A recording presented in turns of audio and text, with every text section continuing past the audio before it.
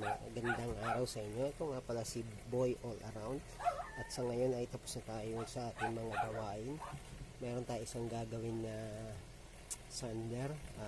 Mostly ginagamit sa pagpipintura, mga minamasilyahan.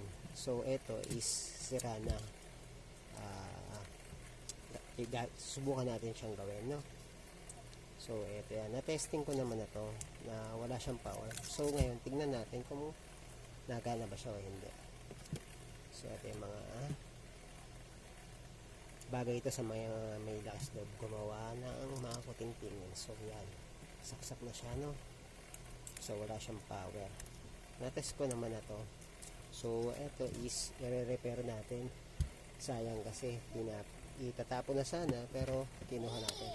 So, mga kailangan natin dito is ito ang mga gagamitin natin: screwdriver, kung sakali may hinangan, may panghinang ka. Siyempre pag may panghinang, meron ka dapat ganito, may lead ka. Next, meron kang soldering face, especially tester. Wala kasi yung digital tester ko nasira na, no? Meron kang pliers, electrical tape, para saan nga ba to? Basta pang buga ng hininang. So, cutter. Yan. So, step by step na. So, ito. Diretso na natin. Bubuksan na natin siya, no? Tignan natin kung ano sira sa loob.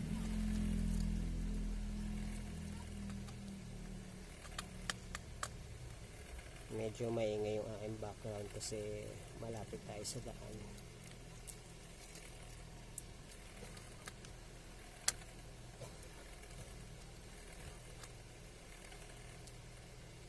Buksan natin siya. Tapos, para hindi matagal, ipapass forward na natin. Pakita ko sa inyo nang bukas na siya. Basta tatanggalin ko yung mga screw lahat. Okay. At eto na nga, nakalas-kalas ko na siya. So, bubuksan na natin. Tandaan niyo yung mga screw nyo kung saan nanggaling. May mahaba, may maiksi. Ayan. Hindi ko na pinakita kasi medyo mahaba yung pagbubukas. So, ito, dito lang naman siya galing. Dito. Ayan. Tapos itong ilalim. Pinaka-ilalim niya, no? So, ayan. May mga screw yan sa ilalim. At meron din yan dito. Sa mga point na yan. Tatandaan niyo yung mga screw yung tinanggal niya. So, ito na. Titignan na natin. Lipot ko lang ito, no? Kung anong nagsira na. So, ito ay na-test ko naman na bubuksan na natin siya para makita natin kung medyo madumi. Mamaya lilinisan natin yan. Ayan. So, una mo i-check yung carbon kung okay siya. So, yun. Makapal pa naman yung carbon. So, eto wala siyang power, no? So, tignan natin. Palasin natin ito, no? So, may ipis pang kasama. Ito yung mga panggamit ko lang naman sa bahay. Kung sakaling mabuo natin. Iba, may bila na lang bago kasi may pambili sila. So, eto, susubukan natin i-repair. So, yun na nga, nakalas na natin. Makapal pa yung carbon niya, no? Haba pa. So, ayun, wala yung isang line niya. Nabuksan ko na kasi ito eh. Yun. So, hindi siya nakakabit. Kung sa power naman, i-check din natin yung power niya, no? So, okay yung linya. Tayo ay DIY lang naman. Huwag nyo subukan kung wala kayo idea sa mga ganito, no?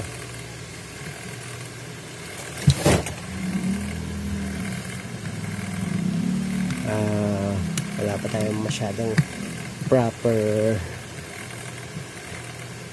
na angle. So, yan. Tanggalin muna natin. So, eto na siya, no? Okay, kompleto siya, no? Ito yung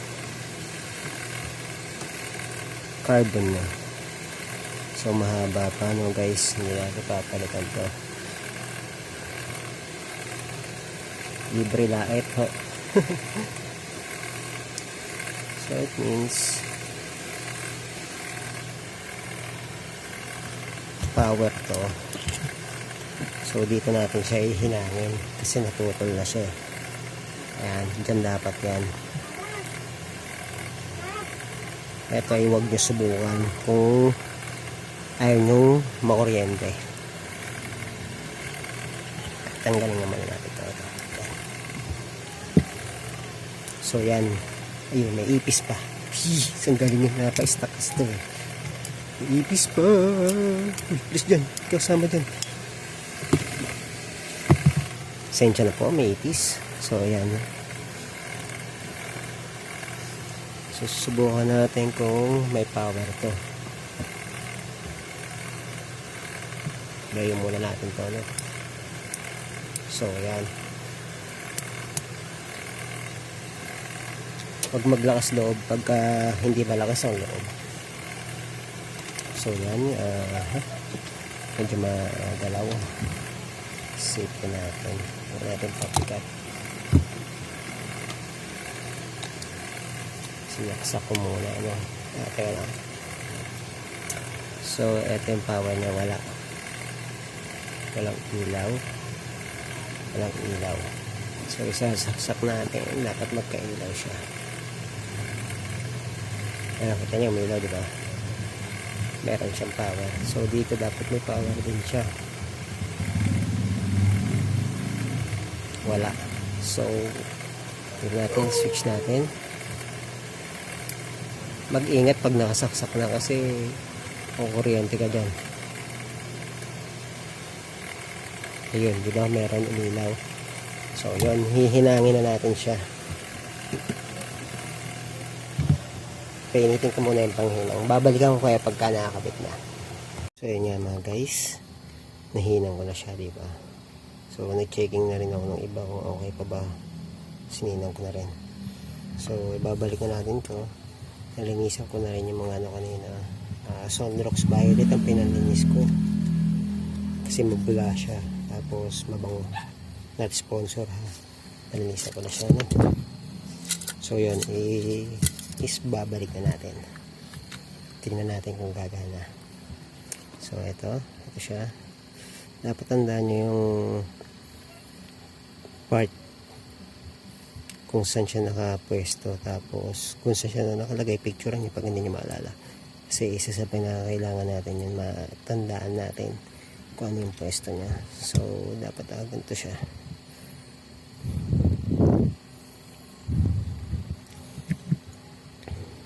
So ayan, babalik lang natin yung dating pwesto.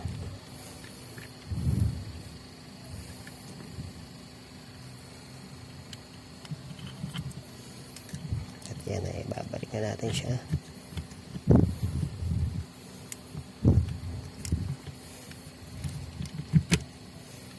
So yan, smooth na ulit siya, no? So ito ay ayun, nakatamaan pa para dito.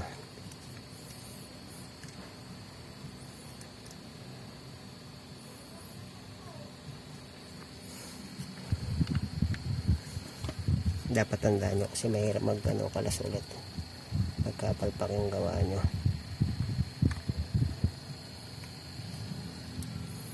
Tapos especially dapat alam niyo yung ginagawa niyo.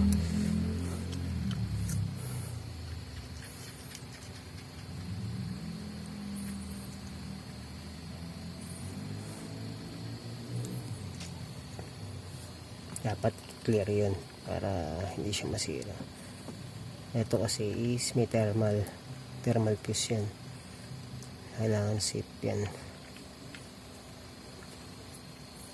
Bagay natin itong setup na ito.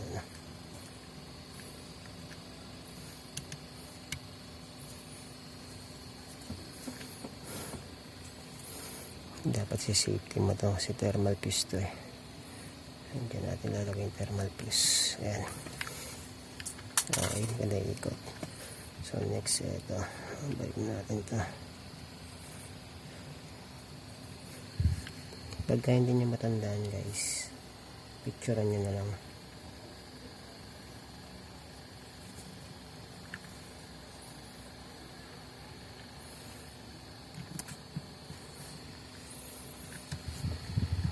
Basta dito.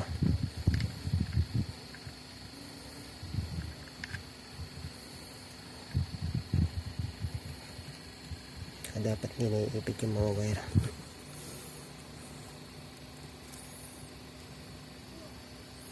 Safety lahat.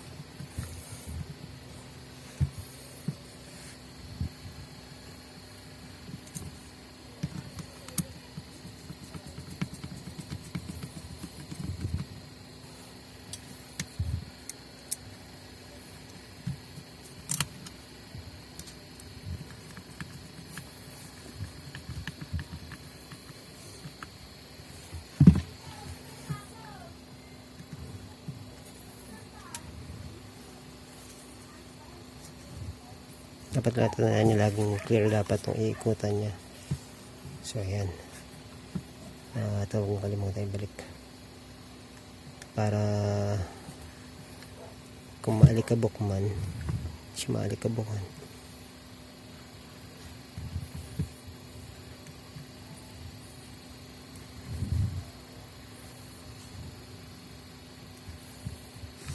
So ayan, clear na ano.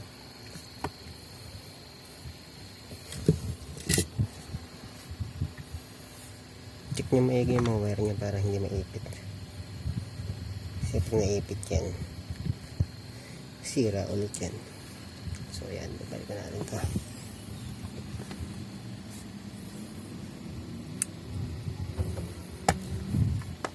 Ayan.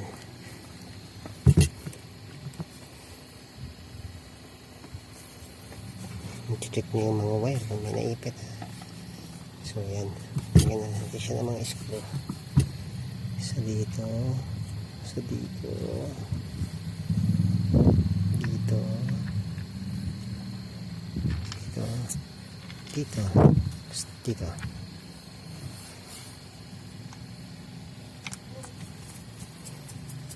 Lagi nyo tatandaan yung mga haba. Kasi pag sobrang haba, tatagos siya sa kabila.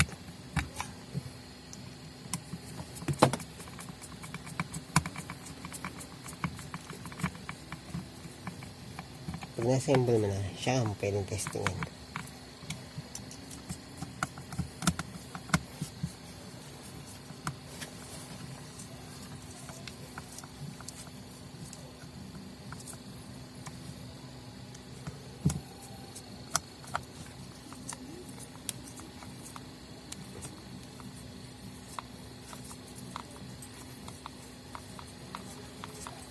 Make sure na mahigpit yung screw nyo, hindi naman ganong kahigpit kasi plastic, baka malos thread.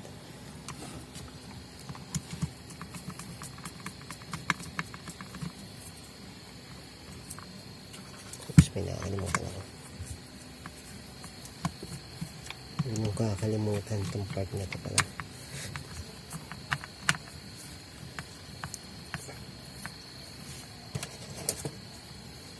Yung dalawang spacer na to, importante yan.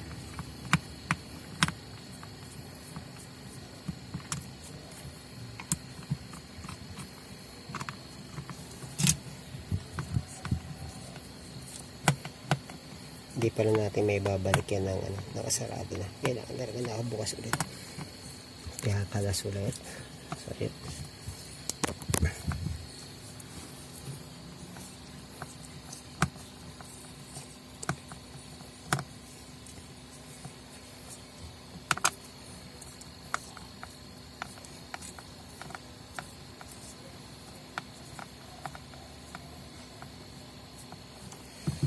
Importante kasi yun eh.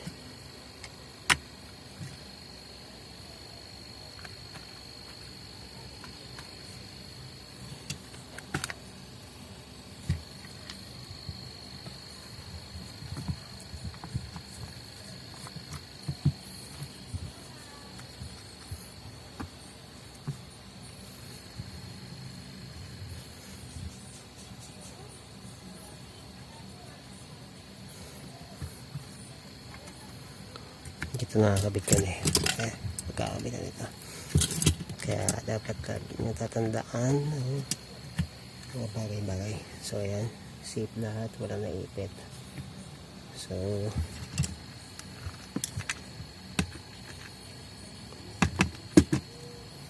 babalikan natin.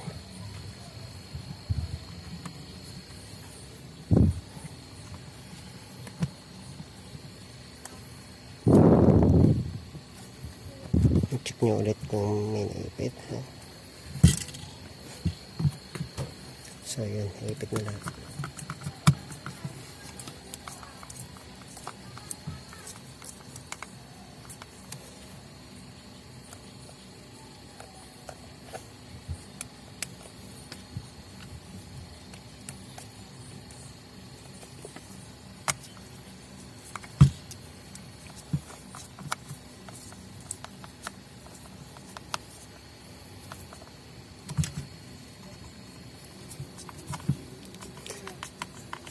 Tayo ay DIY lang. Siyempre, sa mga nagtitipid kaysa paggawa sa labas, kung kaya mo namang gawin, ba't hindi mo subukan? Pero kung hindi mo kayang gawin, paggawa mo na sa labas, dahil wala kang idea sa mga ganitong bagay.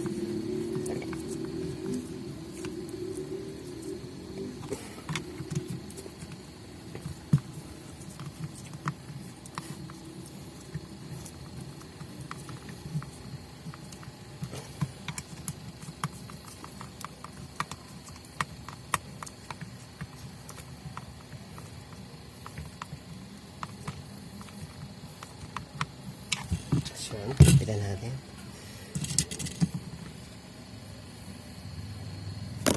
Oops. Dali.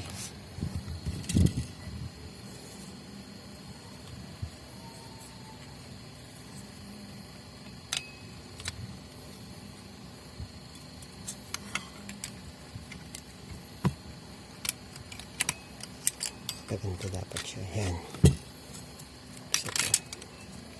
Yan yung pinaka para magiging vacuum niya. Alikabok.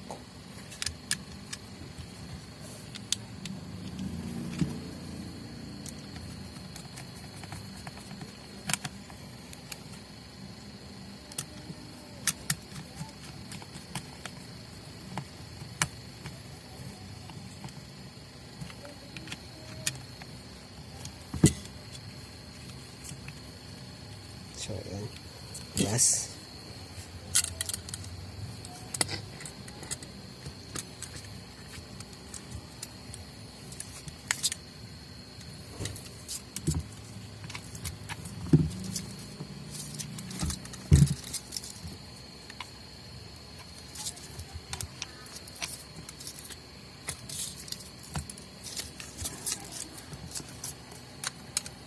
May guide yan.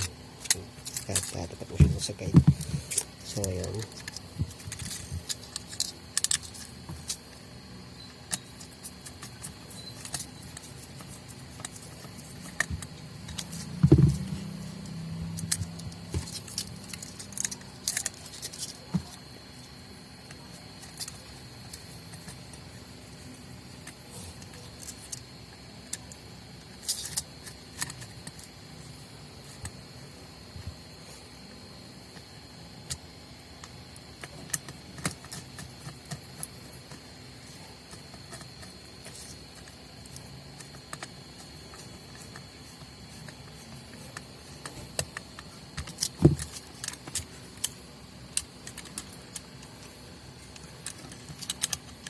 Diyan na ipit yung sand.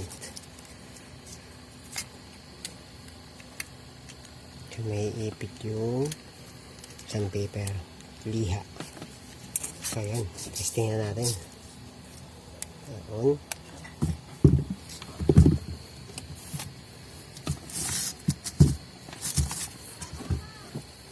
Natin kung sasabog.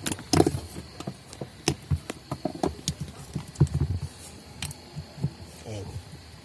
Nasaksak na ano. So, ayan.